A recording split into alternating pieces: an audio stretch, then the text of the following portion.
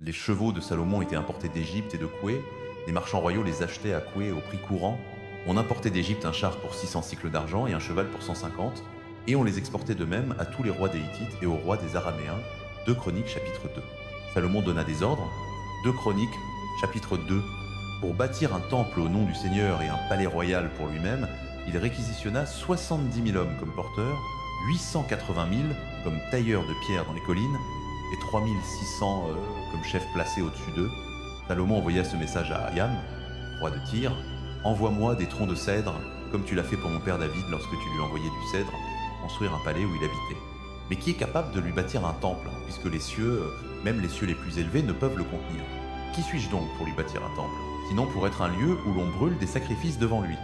Envoie-moi donc un homme habile pour travailler l'or et l'argent, le bronze et le fer, la pourpre, le cramoisi et le fil bleu, et expérimenté dans l'art de la gravure, pour travailler en Juda et à Jérusalem avec mes artisans qualifiés que mon père David a préparés. Envoie-moi aussi des troncs de cèdre, de genévrier et d'algame du Liban, car je sais que tes serviteurs sont habiles à couper le bois là-bas. Mes serviteurs travailleront avec les tiens afin de me fournir beaucoup de bois, car le temple que je bâtis doit être grand et magnifique. Je donnerai à tes serviteurs, les bûcherons qui coupent le bois, 20 000 corps de blé moulu, 20 000 corps d'orge, 20 000 basses de vin et 20 000 basses d'huile d'olive. Am, roi de Tyr, répondit par lettre à Salomon: Parce que le Seigneur aime son peuple, il t'a établi le roi. Et Yam ajouta: Loué soit le Seigneur, le Dieu d'Israël, qui a fait le ciel et la terre, qui a donné au roi David un fils sage, doté d'intelligence et de discernement, pour bâtir un temple pour le Seigneur et un palais pour lui-même. Je t'envoie Huram-Abi, un homme d'un grand savoir-faire, dont la mère était de Dan et dont le père était de Tyr. Il est formé pour travailler l'or et l'argent, le bronze et le fer, la pierre et le bois, ainsi que la pourpre, le bleu, le cramoisi et le fin lin. Il a de l'expérience dans toutes sortes de gravures et peut exécuter tout dessin qu'on lui confie. Et il travaillera avec tes artisans qualifiés et avec ceux de mon seigneur David ton père.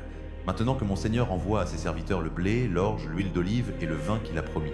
Nous couperons tous les troncs du Liban dont tu auras besoin, et nous les ferons descendre par mer en radeau jusqu'à Jopé, et tu pourras ensuite les faire monter à Jérusalem. Salomon fit le recensement de tous les étrangers résidant en Israël après le recensement qu'avait fait son père David, et l'on en trouva 153 0 0. Il en affecta 70 000 comme porteurs, 880 000 comme tailleurs de pierre dans les collines, avec 3600 chefs placés sur eux pour faire travailler le peuple. 2 Chroniques 3. Alors Salomon commença à bâtir le temple du Seigneur à 2 Chroniques chapitre 3. Jérusalem, sur le mont Morija, où le Seigneur était apparu à son père David, c'était sur l'aire de battage d'Arona le Jébusien, l'endroit préparé par David. Il commença la construction le 2e jour du 2e mois, la 4e année de son règne. Les fondations que Salomon posa pour bâtir le temple de Dieu avaient 60 coudées de longueur et 20 coudées de largeur, selon l'ancienne mesure de la coudée. Le portique à l'avant du temple avait 20 coudées de longueur sur la largeur du bâtiment et 20 coudées de hauteur. Il recouvrit l'intérieur d'or pur. Il lambrissa la grande salle avec du genévrier, la recouvrit d'or fin et la décora de motifs de palmier et de chêne. Il orna le temple de pierres précieuses, et l'or qu'il utilisa était de l'or de Pim. Il recouvrit d'or les poutres du plafond, les encadrements des portes, les murs et les portes du temple, et il sculpta des chérubins sur les murs. Il construisit le lieu très saint, dont la longueur correspondait à la largeur du temple, 20 coudées de longueur et 20 coudées de largeur. Il en recouvrit l'intérieur avec 600 talents d'or fin. Les clous d'or pesaient 50 cycles. Il recouvrit également d'or les parties supérieures. Pour le lieu très saint, il fit une paire de chérubins sculptés et les recouvrit d'or. L'envergure totale des ailes des chérubins était de 20 coudées. Une aile du premier chérubin mesurait 5 coudées et touchait le mur du temple, et son autre aile, également de 5 coudées, touchait l'aile de l'autre chérubin. De même, une aile du second chérubin mesurait 5 coudées et touchait l'autre mur du temple, et son autre aile, également de 5 coudées, touchait l'aile du premier chérubin. Les ailes de ces chérubins s'étendaient sur 20 coudées. Il se tenait debout, les pieds posés, faisant face à la grande salle. Il fit le voile de fils bleu, pourpre et cramoisi, et de fin lin, avec des chérubins tissés dedans. Devant le temple, il fit 2 colonnes qui, ensemble, avaient 35 coudées de longueur, chacune avec un chapiteau de 5 coudées de hauteur. Il fit des chaînes entrelacées et les plaça au sommet des colonnes. Il fit aussi 100 grenades et les fixa aux chaînes. Il dressa les colonnes devant le temple, l'une au sud et l'autre au nord. Il nomma celle du sud Jakin et celle du nord Boaz. 2 Chroniques, chapitre 4. Il fit aussi 2 Chroniques, chapitre 4. Il fit un autel de bronze long de 20 coudées, large de 20 coudées et haut de 10 coudées. Il fit la mer de métal fondu, de forme circulaire, mesurant 10 coudées d'un bord à l'autre et 5 coudées de hauteur. Un cordeau de 30 coudées en faisait le tour. Au-dessous du bord, des figures de taureaux l'entouraient, 10 par coudée. Les taureaux étaient fondus en 2 rangées, d'une seule pièce avec la mer. La mer reposait sur 12 taureaux, 3 tournés vers le nord, 3 vers l'ouest, 3 vers le sud et 3 vers l'est. La mer reposait sur eux, et leurs arrière-trains étaient tournés vers l'intérieur. Son épaisseur était d'une paume, et son bord était comme le bord d'une coupe, semblable à une fleur de lys. Elle contenait 3000 battes. Il fit ensuite 10 bassins pour les ablutions et en plaça 5 au côté sud et 5 au côté nord. On y lavait ce qui devait être utilisé pour les holocaustes, mais la mer servait aux prêtres pour se laver. Il fit 10 chandeliers d'or, conformément à leur prescription, et les plaça dans le temple, 5 au côté sud et 5 au côté nord. Il fit 10 tables et les plaça dans le temple, 5 au côté sud et 5 au côté nord. Il fit aussi 100 bassins d'aspersion en or. Il fit le parvis des prêtres, le grand parvis et les portes du parvis, et il revêtit les portes de bronze. Il plaça la mer au côté sud-est, à l'angle sud-est. Huram fit aussi les marmites, les pelles et les bassins d'aspersion. Ainsi Huram acheva l'ouvrage qu'il avait entrepris pour le roi Salomon dans la maison de Dieu. Les 2 colonnes, les 2 chapiteaux en forme de bol au sommet des colonnes, les 2 réseaux décorant les 2 chapiteaux en forme de bol au sommet des colonnes, les 400 grenades pour les 2 réseaux, 2 rangées de grenades pour chaque réseau décorant les chapiteaux en forme de bol au sommet des colonnes, les supports avec leurs bassins, la mer et les 12 taureaux sous elle, les marmites, les pelles, les fourchettes à viande et tous les ustensiles qui s'y rapportaient. Tous les objets que Huram-Ab fit pour le roi Salomon pour le temple du Seigneur étaient de bronze poli. Le roi les fit fondre dans des moules d'argile, dans la plaine du Jourdain, entre Succo et Tsartan. Salomon fit tous ces objets en si grande quantité que le poids du bronze ne pouvait être calculé. Salomon fit aussi tous les ustensiles qui étaient dans le temple de Dieu, l'autel d'or, les tables sur lesquelles était le pain de la présence, les chandeliers d'or pur avec leurs lampes pour brûler devant le sanctuaire intérieur, comme prescrit, les ornements floraux en or, les lampes et les pinces, ils étaient d'or massif, les mouchettes, les bassins d'aspersion, les plats et les encensoirs d'or pur, et les portes d'or du temple, les portes intérieures du lieu très saint et les portes de la grande salle.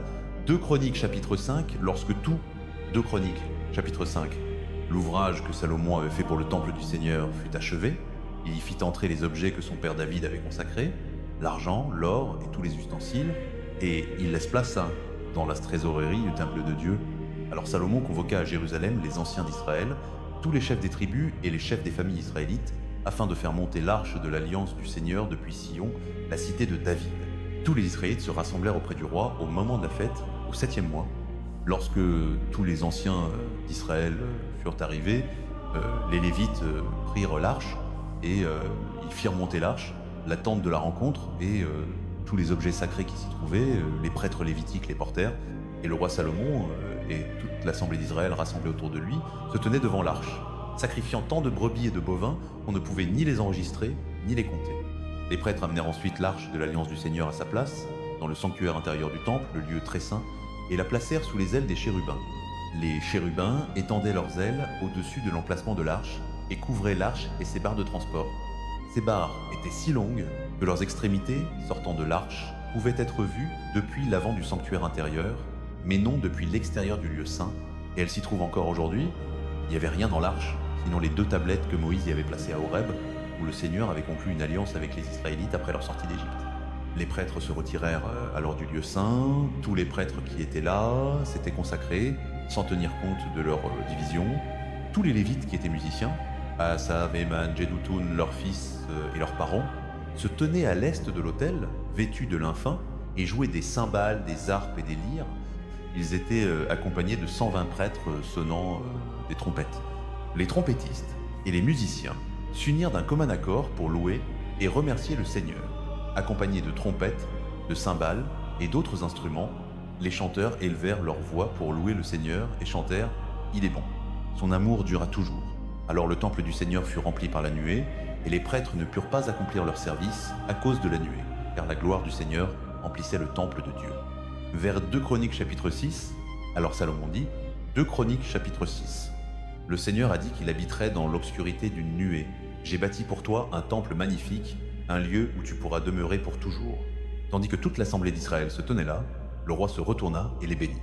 Puis il dit, loué soit le Seigneur, le Dieu d'Israël, qui de sa main a accompli ce qu'il avait promis de sa bouche à mon père David, lorsqu'il a dit « Depuis le jour où j'ai fait sortir mon peuple d'Égypte, je n'ai choisi dans aucune tribu d'Israël une ville pour y bâtir un temple afin que mon nom y soit établi, et je n'ai choisi personne pour être chef de mon peuple, Israël, mais maintenant j'ai choisi Jérusalem pour que mon nom y demeure, et j'ai choisi David pour régner sur mon peuple Israël. » Mon père David avait à cœur de bâtir un temple pour le nom du Seigneur, le Dieu d'Israël, mais le Seigneur dit à mon père David « Tu as bien fait d'avoir à cœur de bâtir un temple pour mon nom.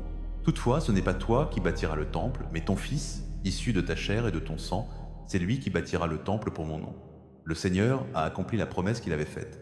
J'ai succédé à David, mon père, et je suis assis sur le trône d'Israël comme le Seigneur l'avait promis, et j'ai bâti le temple pour le nom du Seigneur, le Dieu d'Israël. J'y ai placé l'arche qui contient l'alliance du Seigneur, celle qu'il a conclue avec le peuple d'Israël. Alors Salomon se tint devant l'autel du Seigneur en face de toute l'assemblée d'Israël, et il étendit ses mains. Il avait fait une estrade de bronze longue de 5 coudées, large de 5 coudées et haute de 3 coudées, qu'il avait placée au milieu du parvis extérieur. Il se tint sur l'estrade, puis s'agenouilla devant toute l'assemblée d'Israël et étendit ses mains vers le ciel. Il dit « Seigneur, Dieu d'Israël, il n'y a point de Dieu semblable à toi, ni dans le ciel, ni sur la terre. Toi qui gardes l'alliance et la fidélité envers tes serviteurs qui marchent devant toi de tout leur cœur, tu as tenu la promesse faite à ton serviteur David, mon père. Ce que ta bouche avait déclaré, ta main l'a accompli comme on le voit aujourd'hui. Maintenant, Seigneur, Dieu d'Israël, garde pour ton serviteur David, mon père, les promesses que tu lui as faites lorsque tu as dit « Tu ne manqueras jamais d'un successeur qui s'assoit devant moi sur le trône d'Israël, pourvu que tes fils prennent garde à leur conduite et marchent devant moi selon ma loi comme tu l'as fait toi-même. Et maintenant, Seigneur, Dieu d'Israël, que la parole que tu as promise à ton serviteur David s'accomplisse. Mais Dieu habitera-t-il vraiment avec l'homme sur la terre? Voici les cieux, et même les cieux des cieux, ne peuvent te contenir, combien moins ce temple que j'ai bâti. Toutefois, Seigneur mon Dieu, sois attentif à la prière de ton serviteur et à sa supplication. Écoute le cri et la prière que ton serviteur t'adresse en ta présence. Que tes yeux soient ouverts jour et nuit sur ce temple, sur ce lieu dont tu as dit que ton nom y serait, afin que tu entendes la prière que ton serviteur fait en ce lieu. Écoute les supplications de ton serviteur et de ton peuple Israël lorsqu'ils prieront en direction de ce lieu. Écoute-les du ciel, du lieu de ta demeure, et lorsque tu entendras, pardonne. Si quelqu'un pêche contre son prochain et qu'on lui impose un serment, et s'il vient prêter serment devant ton autel dans ce temple, alors écoute du ciel et agis. Juge entre tes serviteurs, condamne le coupable en faisant retomber sa conduite sur sa tête, et justifie l'innocent en le traitant selon son innocence. Lorsque ton peuple Israël sera battu devant l'ennemi pour avoir péché contre toi, s'ils reviennent à toi, s'ils rendent gloire à ton nom, s'ils prient et t'adressent des supplications dans ce temple, alors écoute du ciel, pardonne le péché de ton peuple Israël et ramène-les dans le pays que tu as donné à eux et à leurs ancêtres. Quand le ciel sera fermé et qu'il n'y aura point de pluie parce que ton peuple aura péché contre toi, s'ils prient en direction de ce lieu, s'ils rendent gloire à ton nom et se détournent de leurs péchés parce que tu les as affligés, alors écoute du ciel, pardonne le péché de tes serviteurs, de ton peuple Israël, enseigne-leur la bonne voie dans laquelle ils doivent marcher, et fais tomber la pluie sur la terre que tu as donnée à ton peuple en héritage. Quand la famine viendra dans le pays, quand il y aura la peste, la brûlure, la rouille, les sauterelles, les criquets, quand l'ennemi assiégera leur ville, quelle que soit la calamité ou la maladie, si une prière ou une supplication est adressée par un homme ou par tout ton peuple Israël, chacun reconnaissant la plaie de son cœur et étendant les mains vers ce temple, écoute du ciel, du lieu de ta demeure, pardonne et agis. Rends à chacun selon ses voies, car tu connais son cœur. Toi seul connais le cœur des hommes, afin qu'ils te craignent et qu'ils marchent dans tes voies tous les jours, qu'ils vivront sur la terre que tu as donnée à nos ancêtres. Quant à l'étranger qui n'est pas de ton peuple Israël, mais qui vient d'un pays lointain à cause de ton grand nom, de ta main puissante et de ton bras étendu, lorsqu'il viendra prier en direction de ce temple, écoute du ciel, du lieu de ta demeure, et accorde tout ce que l'étranger te demandera, afin que tous les peuples de la terre connaissent ton nom et te craignent comme ton peuple Israël, et qu'ils sachent que ce temple que j'ai bâti porte ton nom. Quand ton peuple sortira pour combattre ses ennemis par le chemin où tu l'enverras, s'il prie le Seigneur en direction de la ville que tu as choisie et du temple que j'ai bâti pour ton nom, écoute du ciel leurs prières et leurs supplications et défends leur cause. Quand ils pécheront contre toi, car il n'est personne qui ne pêche, et que tu seras irrité contre eux, que tu les livreras à l'ennemi qui les emmènera captifs dans un pays éloigné ou rapproché, s'ils rentrent en eux-mêmes dans le pays où ils seront captifs, si ils se repentent et t'adressent des supplications dans le pays de leur captivité en disant « Nous avons péché, nous avons commis l'iniquité, nous avons agi méchamment », s'ils reviennent à toi de tout leur cœur et de toute leur âme dans le pays de leur captivité où ils ont été emmenés, et s'ils prient en direction de la terre que tu as donnée à leurs ancêtres, de la ville que tu as choisie et du temple que j'ai bâti pour ton nom, alors écoute du ciel, du lieu de ta demeure, leurs prières et leurs supplications, défends leur cause et pardonne à ton peuple ses péchés contre toi. Maintenant, ô mon Dieu, que tes yeux soient ouverts et que tes oreilles soient attentives à la prière faite en ce lieu. Maintenant, Seigneur Dieu, lève-toi pour entrer dans ton lieu de repos, toi et l'arche de ta puissance. Que tes prêtres, Seigneur Dieu, soient revêtus du salut et que tes fidèles se réjouissent de ton bien. Seigneur Dieu, ne repousse pas ton oint, souviens-toi de la grande fidélité promise à David, ton serviteur. 2 Chroniques, chapitre 7. Salomon termina sa prière, le feu descendit du ciel et consuma l'holocauste et les sacrifices. Et la gloire du Seigneur remplit le temple. Les prêtres ne purent pas entrer dans le temple du Seigneur parce que la gloire du Seigneur remplissait le temple. Lorsque tous les Israélites virent le feu descendre et la gloire du Seigneur au-dessus du temple, ils s'agenouillèrent sur le pavé, le visage contre terre, ils se prosternèrent et rendirent grâce au Seigneur en disant « Il est bon, son amour dure pour toujours ». Alors le roi et tout le peuple offrirent des sacrifices devant le Seigneur, et le roi Salomon offrit en sacrifice 22 000 têtes de bétail et 120 000 moutons et chèvres. Ainsi le roi et tout le peuple consacrèrent le temple de Dieu. Les prêtres prirent leur poste ainsi que les Lévites avec les instruments de musique du Seigneur que le roi David avait fait pour louer le Seigneur et qui étaient utilisés lorsqu'il rendait grâce en disant « Son amour dure pour toujours ». En face des Lévites, les prêtres sonnèrent des trompettes et tous les Israélites étaient debout. Salomon consacra la partie centrale du parvis devant le temple du Seigneur et c'est là qu'il offrit des holocaustes et les graisses des sacrifices de communion parce que l'autel de bronze qu'il avait fait ne pouvait contenir les holocaustes, les offrandes de céréales et les parties grasses. Salomon célébra la fête à ce moment-là pendant 7 jours et tout Israël avec lui, une immense assemblée, des gens venus de l'Ibo-HTH jusqu'au W de l'Égypte. Le 8e jour, ils tinrent une assemblée, car ils avaient célébré la dédicace de l'autel pendant 7 jours et la fête pendant 7 jours encore. Le 23e jour du 7e mois, il renvoya le peuple dans ses maisons, joyeux et le cœur dans l'allégresse à cause des bonnes choses que le Seigneur avait faites pour David, pour Salomon et pour son peuple Israël. Lorsque Salomon eut achevé le temple du Seigneur et le palais royal, et qu'il eut réussi à accomplir tout ce qu'il avait projeté de faire dans le temple du Seigneur et dans son propre palais, le Seigneur lui apparut de nuit et dit « J'ai entendu ta prière et j'ai choisi ce lieu pour moi comme temple de sacrifice. Quand je fermerai les cieux et qu'il n'y aura pas de pluie, ou quand je commanderai aux sauterelles de dévorer le pays, ou quand j'enverrai la peste parmi mon peuple, si mon peuple qui est appelé par mon nom s'humilie, prie, cherche ma face et se détourne de ses mauvaises voies, alors j'écouterai du ciel, je pardonnerai son péché et je guérirai son pays. Maintenant, mes yeux seront ouverts et mes oreilles attentives aux prières offertes en ce lieu. J'ai choisi et consacré ce temple afin que mon nom y soit pour toujours, mes yeux et mon cœur y seront toujours. Quant à toi, si tu marches devant moi fidèlement comme l'a fait David, ton père, si tu fais tout ce que je t'ai commandé et observes mes décrets et mes lois, j'établirai ton trône royal comme je l'ai promis par alliance à David, ton père, lorsque j'ai dit « Tu ne manqueras jamais d'un successeur pour régner sur Israël. » Mais si vous vous détournez et abandonnez les décrets et les commandements que je vous ai donnés, si vous allez servir d'autres dieux et les adorer, alors j'arracherai Israël de mon pays que je lui ai donné, et je rejetterai ce temple que j'ai consacré à mon nom, et j'en ferai un sujet de proverbe et de dérision parmi tous les peuples. Ce temple deviendra un tas de ruines. Tous ceux qui passeront près de lui seront frappés de stupeur et diront « Pourquoi le Seigneur a-t-il fait une telle chose à ce pays et à ce temple ?» On répondra « Parce qu'ils ont abandonné le Seigneur, le Dieu de leurs ancêtres, qui les avait fait sortir d'Égypte, et qu'ils ont adopté d'autres dieux, les ont adorés et servis. C'est pourquoi il a fait venir sur eux tout ce désastre. » 2 Chroniques chapitre 8, à la fin de 20, 2 Chroniques chapitre 8. Pendant les années où Salomon bâtit le temple du Seigneur et son propre palais, Salomon rebâtit les villages que Hiram lui avait donnés et y installa des Israélites. Salomon alla ensuite à Hamath-Soba et s'en empara. Il bâtit aussi Tadmor dans le désert et toutes les villes de magasins qu'il avait construites à Hamath. Il rebâtit Beth-Horon la haute et Beth-Horon la basse comme des villes fortifiées, avec des murailles, des portes et des barres, ainsi que Baalat et toutes ces villes de magasins, toutes les villes pour ses chars et pour ses chevaux, et tout ce que Salomon désira bâtir à Jérusalem, au Liban et dans tout le territoire sur lequel il régnait. Il restait encore des gens issus des Hittites, des Amorites, des Périzites, des Hivites et des Jébusiens, peuples qui n'étaient pas israélites. Salomon astreignit à la corvée les descendants de tous ces peuples restés dans le pays, que les Israélites n'avaient pas exterminés, pour servir comme travailleurs forcés, comme cela se fait encore aujourd'hui, mais Salomon ne réduisit pas les Israélites en esclavage pour ses travaux. Ils étaient ses hommes de guerre, chefs de ses officiers, commandants de ses chars et de ses cavaliers.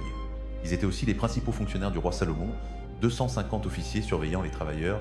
Salomon fit monter la fille de Pharaon de la cité de David dans le palais qu'il avait construit pour elle, car il dit « Ma femme ne doit pas habiter dans le palais de David, roi d'Israël, parce que les lieux où l'arche du Seigneur est entrée sont saints. » Sur l'autel du Seigneur qu'il avait bâti devant le portique, Salomon offrait des holocaustes au Seigneur, conformément aux prescriptions quotidiennes pour les offrandes ordonnées par Moïse, pour les sabbats, les nouvelles lunes et les 3 fêtes annuelles, la fête des pains sans levain, la fête des semaines et la fête des tentes.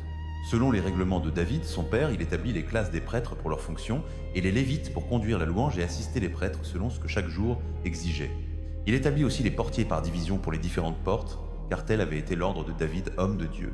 Ils ne s'écartèrent en rien des ordres du roi concernant les prêtres et les lévites, y compris pour les trésors. Toute l'œuvre de Salomon fut exécutée depuis le jour où les fondations du temple du Seigneur furent posées jusqu'à son achèvement. Ainsi, le temple du Seigneur fut terminé. Alors Salomon se rendit à Étsion-Guéber et à Élo, sur la côte d'Édom. Hiram lui envoya des navires commandés par ses propres serviteurs, des marins connaissant la mer.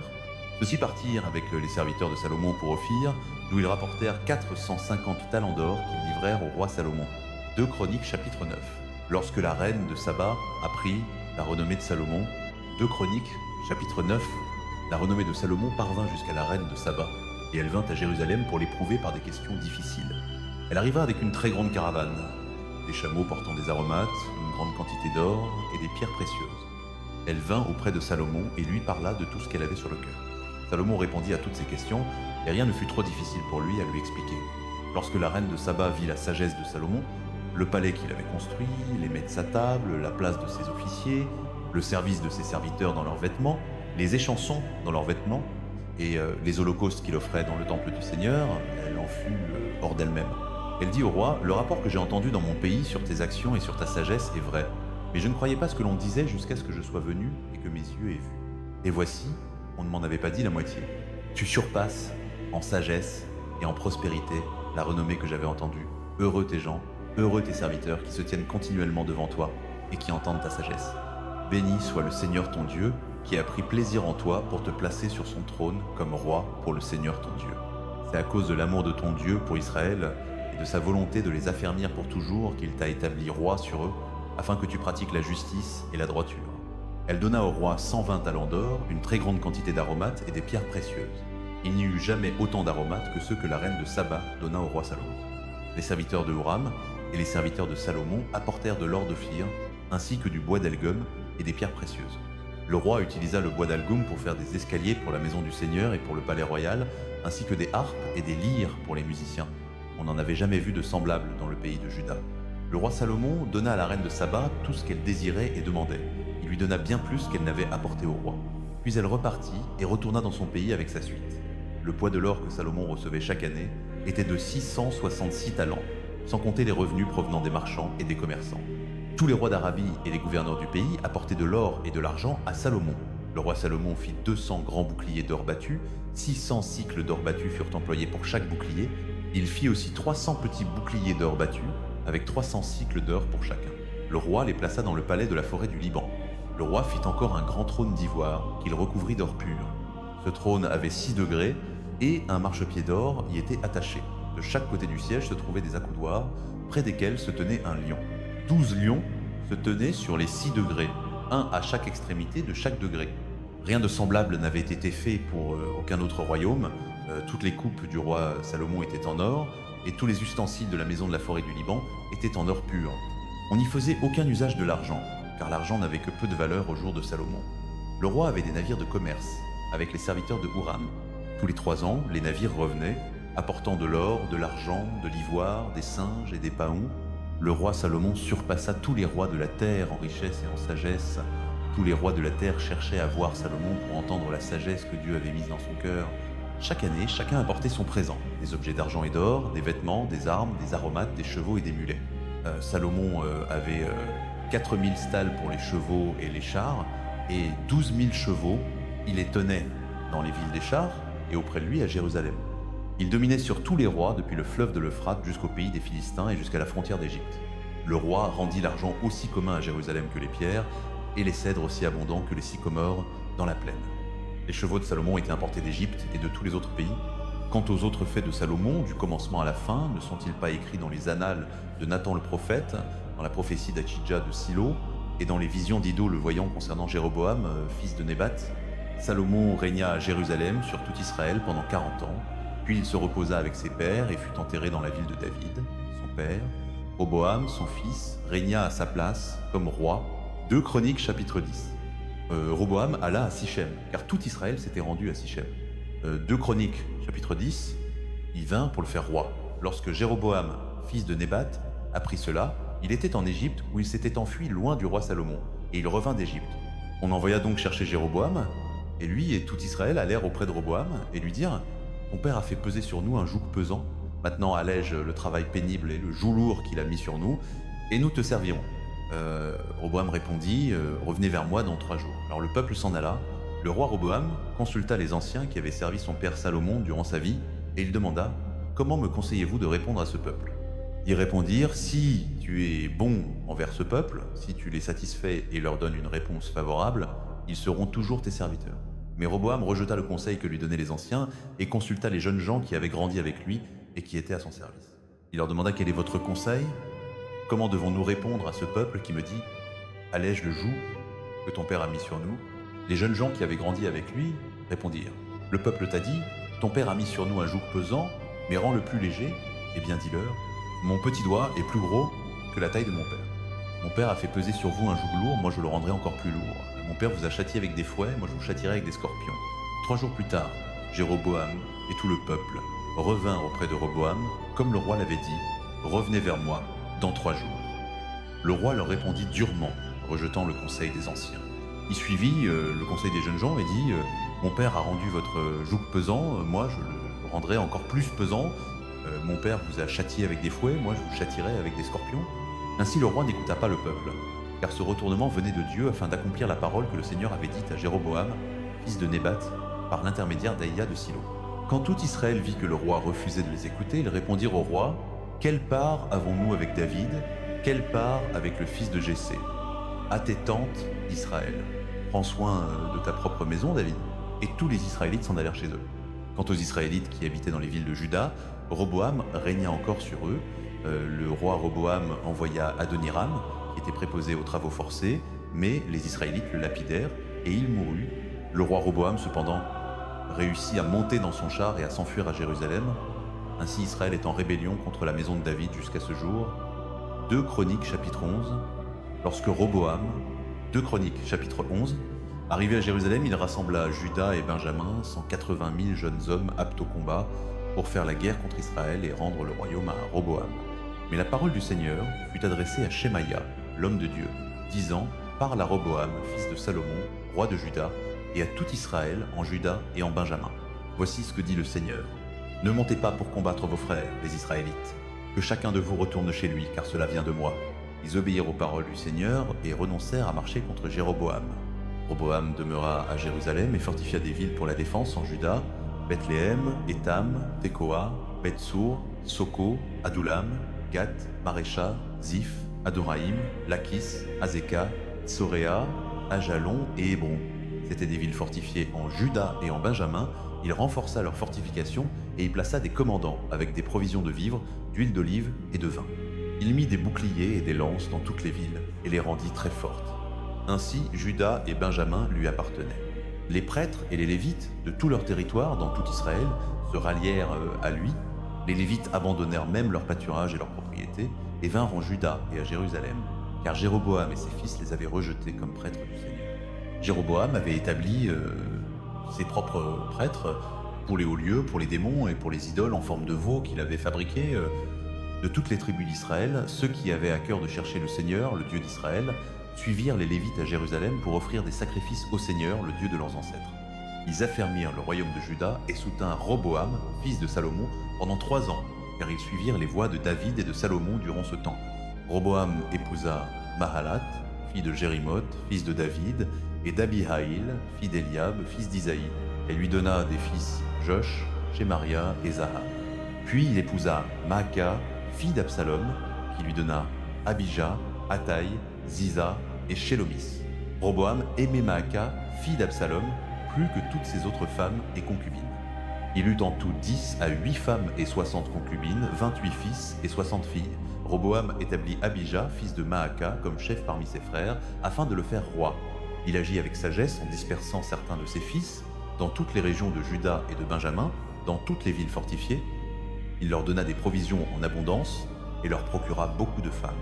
2 Chroniques, chapitre 12. Lorsque la position de Roboam comme roi fut affermie et qu'il devint puissant, lui et tout Israël, avec lui, abandonnèrent la loi du Seigneur, parce qu'ils avaient été infidèles au Seigneur. La 5e année du règne du roi Roboam, Shishak, roi d'Égypte, attaqua Jérusalem avec 1200 chars, 60 000 cavaliers et une multitude innombrable de Libyens, de Sukiens et de Couchites venus avec lui d'Égypte. Il s'empara des villes fortifiées de Juda et arriva jusqu'à Jérusalem. Alors le prophète Shemaïa vint auprès de Roboam et des chefs de Juda qui s'étaient rassemblés à Jérusalem par crainte de Shishak, et il leur dit « Voici ce que dit le Seigneur, vous m'avez abandonné, c'est pourquoi je vous abandonne maintenant à Shishak ». Les chefs d'Israël et le roi s'humilièrent et dirent « Le Seigneur est juste ». Lorsque le Seigneur vit qu'il s'était humilié, la parole du Seigneur fut adressée à Shemaïa. « Puisqu'ils se sont humiliés, je ne les détruirai pas, mais je leur accorderai bientôt la délivrance. Ma colère ne se déversera pas sur Jérusalem par l'intermédiaire de Shishak. Ils lui seront toutefois soumis, afin qu'ils apprennent la différence entre me servir et servir les rois des autres pays. » Quand Shishak, roi d'Égypte, attaqua Jérusalem, il emporta les trésors du temple du Seigneur et les trésors du palais royal. Il emporta tout, y compris les boucliers d'or que Salomon avait faits. Le roi Roboam fit à leur place des boucliers de bronze et les confia au chef de la garde, chargé de surveiller l'entrée du palais royal. Chaque fois que le roi se rendait au temple du Seigneur, les gardes l'accompagnaient en portant les boucliers, puis il les rapportait dans la salle de garde. Parce que Roboam s'était humilié, la colère du Seigneur se détourna de lui et il ne fut pas totalement détruit. En effet, il y avait encore quelque chose de bon en Juda. Le roi Roboam s'établit solidement à Jérusalem et continua à régner. Il avait 41 ans lorsqu'il devint roi et il régna 10 à 7 ans à Jérusalem, la ville que le Seigneur avait choisie parmi toutes les tribus d'Israël pour y placer son nom. Sa mère s'appelait Naama, elle était ammonite. Il fit le mal, car il n'avait pas disposé son cœur à chercher le Seigneur. Quant aux événements du règne de Roboam, du commencement à la fin, ne sont-ils pas écrits dans les chroniques de Shemaïa le prophète et d'Ido le voyant, qui traitent des généalogies? Il y eut constamment la guerre entre Roboam et Jéroboam. Roboam se reposa avec ses ancêtres et fut enterré dans les cités de David, et Abijah, son fils, devint roi à sa place. 2 Chroniques, chapitre 13, la 18e année. 2 Chroniques, chapitre 13. La 18e année du règne de Jéroboam, Abijah devint roi de Juda, et il régna à Jérusalem pendant 3 ans. Le nom de sa mère était Maaka, fille d'Uriel de Gibéa. Il y eut guerre entre Abijah et Jéroboam. Abijah engagea le combat avec une armée de 400 000 vaillants guerriers, et Jéroboam se rangea en ordre de bataille contre lui avec 800 000 hommes d'élite. Abijah se tint sur le mont Tsémaraïm, dans la région montagneuse d'Éphraïm, et dit « Jéroboam et tout Israël, écoutez-moi. Ne savez-vous pas que le Seigneur, le Dieu d'Israël, a donné pour toujours la royauté sur Israël à David et à ses descendants par une alliance de sel? Pourtant, Jéroboam, fils de Nebat, serviteur de Salomon, fils de David, s'est rebellé contre son maître. Des hommes sans valeur, des vauriens, se sont rassemblés autour de lui et se sont opposés à Roboam, fils de Salomon, lorsque Roboam était jeune et sans expérience, et qu'il n'était pas assez fort pour leur résister. Et maintenant, vous prétendez résister au royaume du Seigneur, qui est entre les mains des descendants de David. Vous êtes certes une armée nombreuse, et vous avez avec vous les veaux d'or que Jéroboam a fait pour être vos dieux. N'avez-vous pas chassé les prêtres du Seigneur, les fils d'Aaron, et les Lévites, et ne vous êtes-vous pas fait des prêtres à la manière des peuples des autres pays? Quiconque vient se consacrer avec un jeune taureau et 7 béliers peut devenir prêtre de ce qui n'est pas des dieux. Quant à nous, le Seigneur est notre Dieu, et nous ne l'avons pas abandonné. Les prêtres qui servent le Seigneur sont les fils d'Aaron, et les Lévites les assistent. Chaque matin et chaque soir, ils offrent au Seigneur des holocaustes et de l'encens odoriférant. Ils disposent les pains sur la table rituellement pure et allument chaque soir les lampes du chandelier d'or. Nous observons les prescriptions du Seigneur notre Dieu, mais vous l'avez abandonné. Dieu est avec nous, il est notre chef, et ses prêtres, avec leurs trompettes, feront retentir le cri de guerre contre vous. Fils d'Israël, ne combattez pas contre le Seigneur, le Dieu de vos pères, car vous n'aurez pas de succès. Or, Jéroboam avait envoyé des troupes pour prendre Juda à revers, de sorte que, tandis qu'il se trouvait en face de Juda, l'embuscade était derrière eux. Juda se retourna et vit qu'on l'attaquait à la fois de front et par derrière. Alors ils crièrent vers le Seigneur, les prêtres sonnèrent des trompettes, et les hommes de Juda poussèrent le cri de guerre. Au son de leur cri de guerre, Dieu mit en déroute Jéroboam et tout Israël devant Abijah et Juda. Les Israélites s'enfuirent devant Juda, et Dieu les livra entre leurs mains. Abijah et ses troupes leur infligèrent de lourdes pertes, et 500 000 hommes d'élite d'Israël tombèrent. En cette occasion, les Israélites furent humiliés, et les fils de Juda furent victorieux parce qu'ils s'étaient appuyés sur le Seigneur, le Dieu de leur père. Abijah poursuivit Jéroboam et lui prit les villes de Béthel, Jéchana et Éphron, avec leurs villages environnants. Jéroboam ne retrouva plus de puissance durant le temps d'Abijah, et le Seigneur le frappa, et il mourut. Abijah devint puissant, il prit 14 femmes et engendra 22 fils et 6 filles. Les autres faits du règne d'Abijah, ce qu'il fit et ce qu'il dit, sont écrits dans les commentaires du prophète Iddo. 2 Chroniques chapitre 14. Abijah se reposa avec ses pères. 2 Chroniques chapitre 14. Il fut enterré dans la cité de David, et Asa, son fils, régna à sa place. De son temps, le pays fut en paix pendant 10 ans. Asa fit ce qui est bien et droit aux yeux du Seigneur, son Dieu. Il supprima les autels étrangers et les hauts lieux, brisa les stèles sacrées et abattit les poteaux d'Achéra. Il ordonna à Juda de rechercher le Seigneur, le Dieu de leur père, et de mettre en pratique sa loi et ses commandements. Il fit disparaître des villes de Juda les hauts lieux et les autels à encens, et le royaume fut en paix sous son règne. Il fortifia les villes de Juda, car le pays était en paix, et il n'y eut pas de guerre contre lui durant ces années, parce que le Seigneur lui donna du repos. Il dit à Juda, « Bâtissons ces villes et entourons-les de murailles, de tours, de portes et de barres. Le pays est encore à nous, car nous avons recherché le Seigneur, notre Dieu. Nous l'avons cherché, et il nous a donné du repos de tous côtés. » Ils bâtirent donc et prospérèrent. Asa disposait d'une armée de 300 000 hommes de Juda, équipés de grands boucliers et de lances, et de 280 000 hommes de Benjamin, armés de petits boucliers et d'arcs. Tous étaient de vaillants guerriers. Zéra, le Couchite, marcha contre eux avec une armée de milliers d'hommes et 300 chars, et il arriva jusqu'à Marécha. Asa sortit à sa rencontre, et ils prirent position pour la bataille dans la vallée de Tsefata, près de Marécha. Alors Asa invoqua le Seigneur, son Dieu, et dit « Seigneur, nul autre que toi ne peut venir en aide aux faibles contre le puissant. Aide-nous, Seigneur notre Dieu, car nous nous appuyons sur toi, et c'est en ton nom que nous sommes venus contre cette multitude. Seigneur, tu es notre Dieu, que l'homme ne l'emporte pas sur toi. » Le Seigneur frappa les Couchites devant Asa et devant Juda, et les Couchites prirent la fuite. Asa et son armée les poursuivirent jusqu'à Guérar. Un si grand nombre de Couchites tombèrent qu'ils ne purent se relever. Ils furent écrasés devant le Seigneur et devant ses forces. Les hommes de Juda emportèrent un butin considérable. Ils détruisirent toutes les villes autour de Guérar, car la terreur du Seigneur s'était abattue sur elles. Ils pillèrent toutes ces villes, car il s'y trouvait beaucoup de butin. Ils attaquèrent aussi les camps des pasteurs et emmenèrent de nombreux troupeaux de brebis, de chèvres et de chameaux. Puis, ils retournèrent à Jérusalem. 2 Chroniques chapitre 15. L'Esprit de Dieu vint sur Azaria, fils de... 2 Chroniques chapitre 15. Azaria, fils d'Obed, sortit à la rencontre d'Asa et lui dit « Écoutez-moi, Asa, ainsi que tout Juda et Benjamin, le Seigneur est avec vous lorsque vous êtes avec lui. Si vous le cherchez, il se laissera trouver par vous, mais si vous l'abandonnez, il vous abandonnera. » Pendant longtemps, Israël a été sans le vrai Dieu, sans prêtre pour enseigner et sans loi. Mais dans leur détresse, ils se sont tournés vers le Seigneur, le Dieu d'Israël. Ils l'ont cherché et il s'est laissé trouver par eux. En ces temps-là, il n'y avait pas de sécurité pour celui qui allait et venait, car de grands troubles régnaient parmi tous les habitants du pays. Une nation était écrasée par une autre, et une ville par une autre, parce que Dieu les troublait par toutes sortes de détresses. Mais vous, soyez forts et ne vous découragez pas, car votre œuvre aura sa récompense.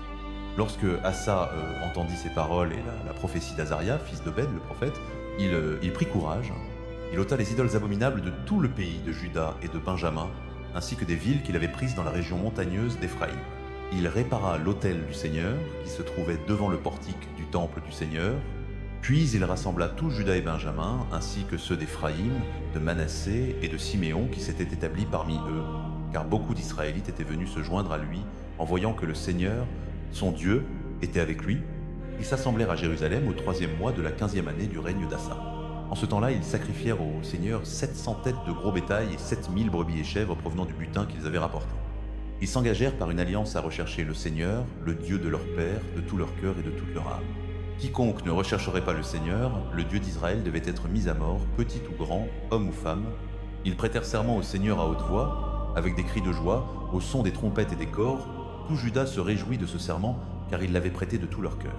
Ils cherchèrent Dieu avec ardeur, et il se laissa trouver par eux. Alors le Seigneur leur donna du repos de tous côtés. Le roi Asa destitua aussi sa grand-mère Maaka de sa dignité de reine-mère, parce qu'elle avait fait une image répugnante pour le culte d'Ashéra. Asa la fit abattre, la mit en pièces et la brûla dans la vallée du Cédron.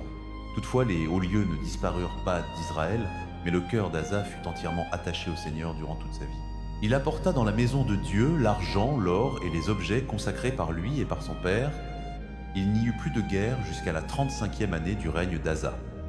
2 Chroniques, chapitre 16. La 36e année du règne d'Asa, Baécha, roi d'Israël, monta contre Juda et fortifia Rama afin d'empêcher toute sortie ou toute entrée sur le territoire d'Asa, roi de Juda. Asa prit alors l'argent et l'or des trésors du temple du Seigneur et de son propre palais et les envoya à Ben-Hadad, roi d'Aram, qui régnait à Damas. Il dit qu'il y ait une alliance entre moi et toi, comme il y en avait une entre mon père et ton père. Voici, je t'envoie de l'argent et de l'or, romps ton alliance avec Baécha, roi d'Israël, afin qu'il se retire de chez moi. Ben-Hadad se mit d'accord avec le roi Asa et envoya les chefs de ses armées contre les villes d'Israël. Ils s'emparèrent d'Ijon, de Dan, d'Abel-Maïm et de toutes les villes de magasins de Nephtali. Lorsque Baécha l'apprit, il cessa de fortifier Rama et abandonna son ouvrage. Alors le roi Asa rassembla tout Juda et ils emportèrent les pierres et le bois que Baécha avait utilisés pour bâtir Rama. Avec ces matériaux, il fortifia Geba et Mitzpah.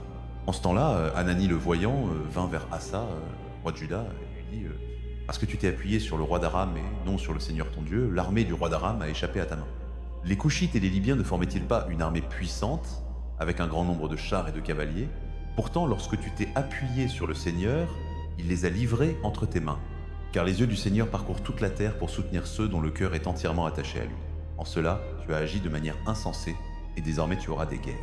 Asa se mit en colère contre le voyant à cause de cela, et, dans sa fureur, il le fit mettre en prison. En même temps, Asa opprima cruellement une partie du peuple. Les actes d'Asa, du commencement à la fin, sont écrits dans le livre des rois de Juda et d'Israël.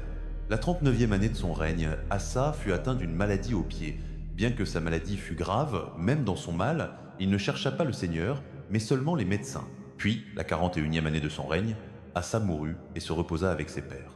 On l'enterra dans le tombeau qu'il s'était taillé dans la cité de David. On le déposa sur un lit couvert d'aromates et de parfums composés selon l'art du parfumeur, et l'on fit en son honneur un immense bûcher.